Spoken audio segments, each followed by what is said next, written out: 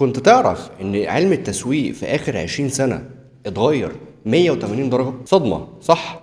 أنت اتصدمت لما عرفت المعلومة دي، ولكن أي حد درس أو بيدرس مهتم أو بيشتغل في مجال التسويق عارف الحقيقة دي. عشان كده احنا دايما بنقول إن التسويق علم، مش مجرد كلمتين وخلاص. بحسب الأمريكان ماركتينج أسوشيشن، علم التسويق تعريفه الأكاديمي هو النشاط ومجموعة المؤسسات والعمليات اللي بتهدف لخلق التواصل وتبادل وتقديم العروض للعملاء والشركاء والمجتمع ككل. طب هو التعريف الصعب قوي ده معناه ايه ببساطة؟ معناه ان التسويق مش مجرد ان انت تبيع وخلاص. التسويق يعني انت تفهم دماغ العميل بتاعك وتخلق له قيمة وتوصل له القيمة دي بشكل صح وتقنعه ان هو يشتري منك مش من المنافس بتاعك. هو ده التعريف الأكاديمي الثابت اللي عرفناه على مدار سنين.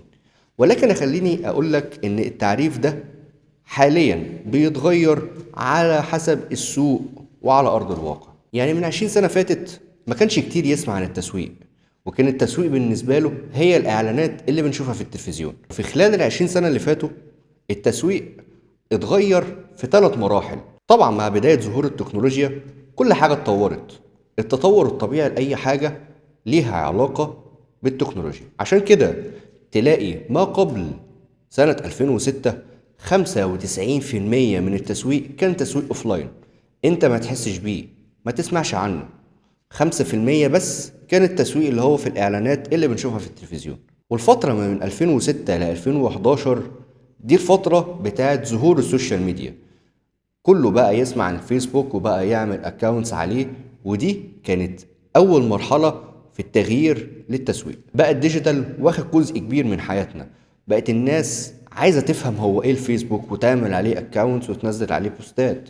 الناس عايزة تعرف ايه هي الويب سايتس وايه هي المواقع الإلكترونية. ومن 2011 لغاية 2018 ده التغيير الحقيقي، أكبر تغيير حصل. كأننا دخلنا مغارة بالظبط، مش عارفين احنا رايحين فين. واللي عارف يتطور وعارف يواكب الموضوع ده هو اللي بدأ يمشي وبدأ يعرف هو رايح فين في المغارة دي.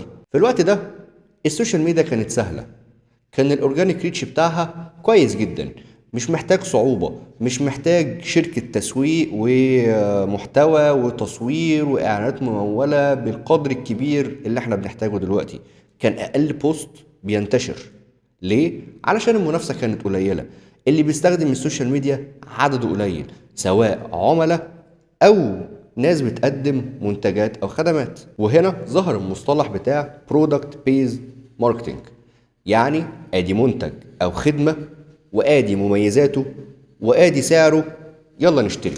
وده كان اقصى حاجة احنا ممكن نعملها في السوشيال ميديا وقتها، لان زي ما قلنا ما كانش في عدد ناس كتير، ما كانش في زحمة، ما كانش في منافسة شرسة زي اللي موجودة دلوقتي. اما بداية من 2018 لغاية 2020 فترة الكورونا الموضوع بدأ يدخل في تطورات سريعة جدا جدا جدا في الفترة دي. ونواة التغيير ده ظهرت تقريبا من 2016 و2017.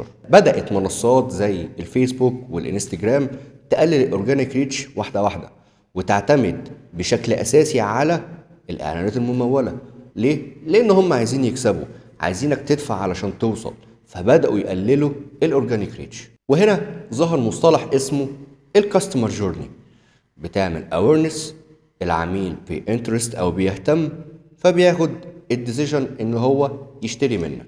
يعني ما بقاش ينفع ان انت تبيع مباشرة، لازم تمهد للعميل وتعرفه بنفسك، تعرفه بالمنتج بتاعك بالخدمة بتاعتك علشان يشتري منك. ومن 2019 2020 بداية الكورونا احنا دخلنا عصر جديد، اتحولنا 180 درجة وبدأ معانا واحد من اهم المصطلحات اللي احنا بنستخدمها، الكونتنت ماركتنج او التسويق بالمحتوى.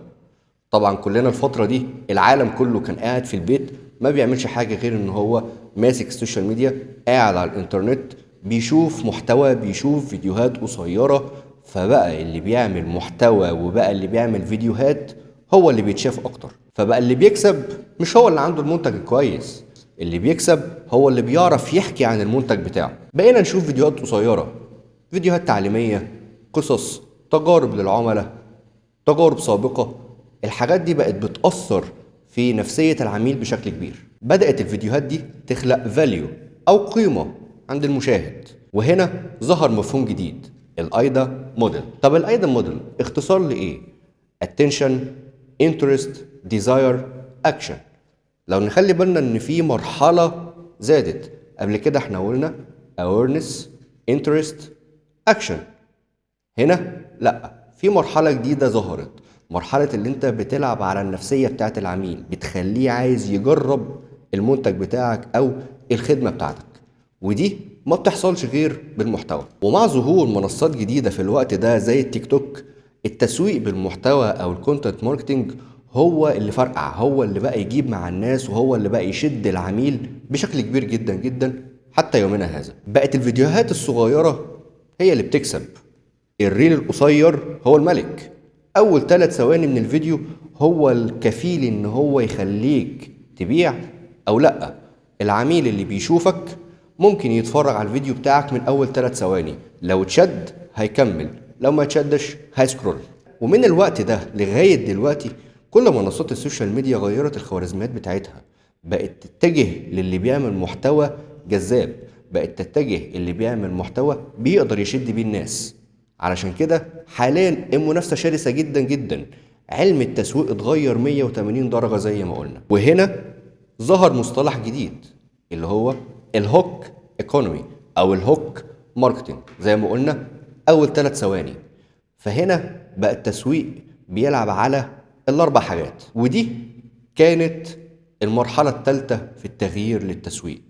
زي ما قلنا التسويق بيلعب على 3 حاجات أساسية دلوقتي: السيكولوجي اللي هو النفسية بتاعت العميل، والداتا أناليسيز تحليل البيانات، لازم يبقى عندك بيانات كبيرة جدا، والكرياتيفيتي إن أنت تعمل أفكار جديدة وأفكار إبداعية تقدر تشد انتباه المشاهد بتاعك. عشان كده لازم تفهم سلوك اللي بيتفرج عليك، سلوك اللي أنت عايزه يشتري منك.